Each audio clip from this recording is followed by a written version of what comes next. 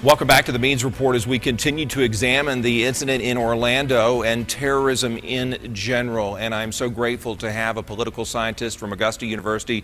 He is an assistant professor at AU. He's Dr. Craig Albert. I was trying to figure out, preparing for this broadcast, some way to summarize why ISIS hates us. And the best I could do was, because you come into our countries and kill our people and take our oil, why do they hate us? That's a complicated question. It's a good question to start with. It's much more than us occupying any of their lands. ISIS is, in their interpretation, is a very theologically invested organization. So they want to establish a worldwide caliphate, a worldwide governance under the authority of a caliph. They want to take over the world. Precisely. All parts of the world. They began with just the idea of being able to take over all parts that had ever been in the hands of Muslim rulers before. And now gradually that's starting to expand into a larger scale. So it's much more than just hatred against the U.S. They believe it's their theological right to be the government of the world. That doesn't sound like the kind of group that would ever give up. That's correct. They are not going to give up.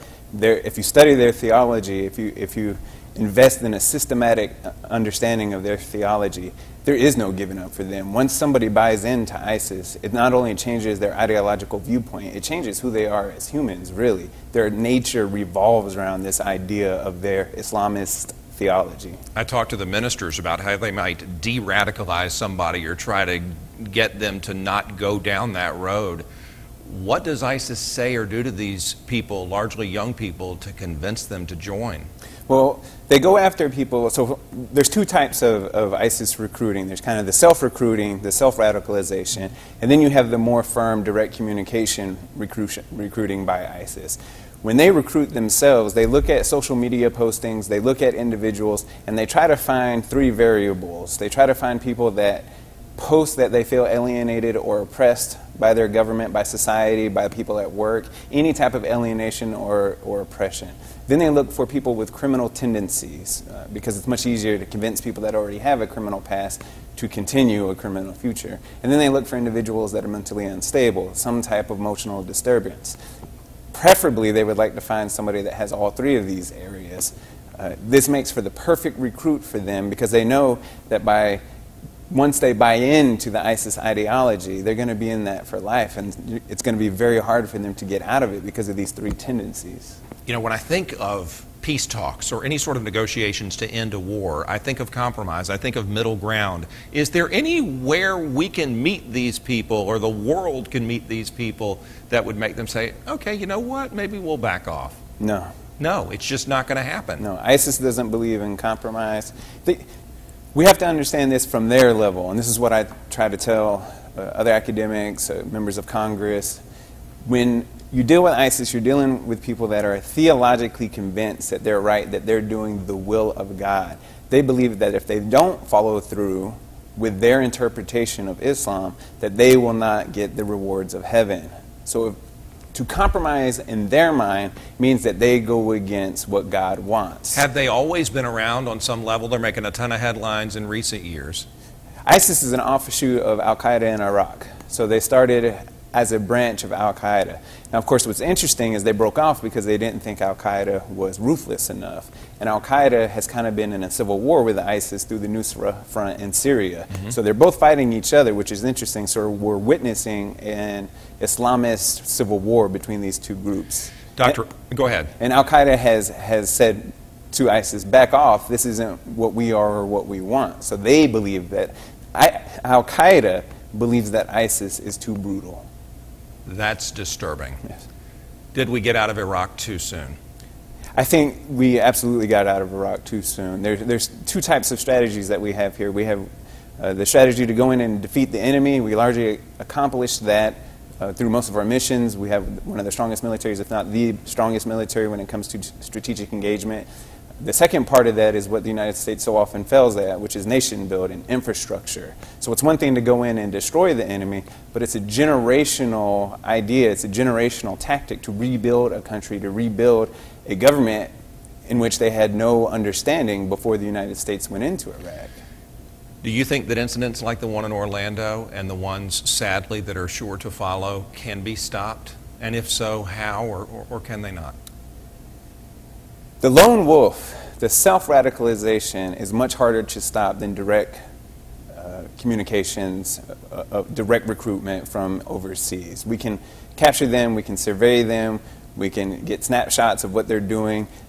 Sometimes they can be lazy, they don't understand that it's much easier for our intelligence agencies, for the NSA to grab a screenshot of their messages, if you understand.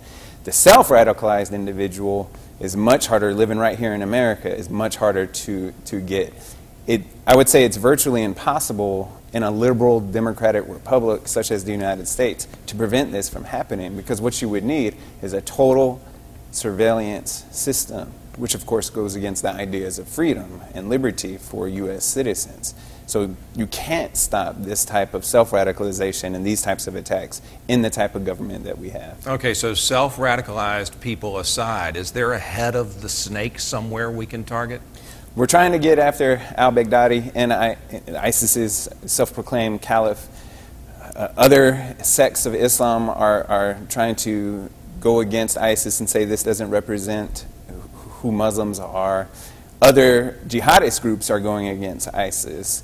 To stop ISIS, and we're doing a great job at this recently, pushing them back, lessening their strength and control of territory that they have right now in Iraq and Syria. So we're tightening the noose around their headquarters inside Raqqa, Syria. We're not sure how that's going to play out as far as destroying it, of cutting the head off of the snake. In their systematic understanding of Islam, there can be another election if you meet the certain standards under Sunni Islam to be a caliph, the same as Baghdadi was declared. So it remains to be seen if killing him or getting rid of him will do anything. It could have two effects. It could show potential recruits that ISIS is on the downfall, let's not join them because it's a dying mission and we don't want to be a part of that, or it could galvanize support and create even more problems. People will come out more supportive of ISIS. Do you think it might be appealing to a person who's thinking about joining ISIS to realize, and maybe I'm wrong, to realize whatever I do in the name of ISIS, I'm probably, or ISIS probably, is going to get away with it because there don't seem to be any ISIS ending repercussions yet? You think it's probably an easy path to terrorism because you can probably get away with it? It's not just that you can get away with it, it's the eternal rewards that you'll get for going into something like this. So how Baghdadi, how ISIS, how jihadist camps recruit people is that promise of eternal salvation, that promise of heaven, promise of paradise no matter what. So one of the reasons Mateen swore allegiance to ISIS during his 911 calls and on Facebook, for instance, is that Baghdadi has told people, and it's in their publications, it's all over their propaganda materials, that if you are Muslim and commit an act of terror before you die, if you swear allegiance to me, if you swear allegiance to the caliphate, you will reap the rewards of paradise in that one simple act. And can anything on the gun control front be accomplished that might prevent things like Orlando? Can we keep those types of weapons out of the bad guys' hands? No. I didn't think so. And it saddens me, one, that's the reality of the situation. There are more guns in America than there are people in America. So even if you had if you make gun ownership illegal, the guns are out there. People who want to do bad things are going to get them. Yeah. So in Belgium and in France, you can't buy a semi-automatic weapon, period. But we've seen those attacks there occurred with semi-automatic weapons. Bad guys who want to do terrible things are always going to get those types of weapons. Dr. Craig Albert, your information has been incredibly helpful, and I appreciate it very much. Appreciate your expertise.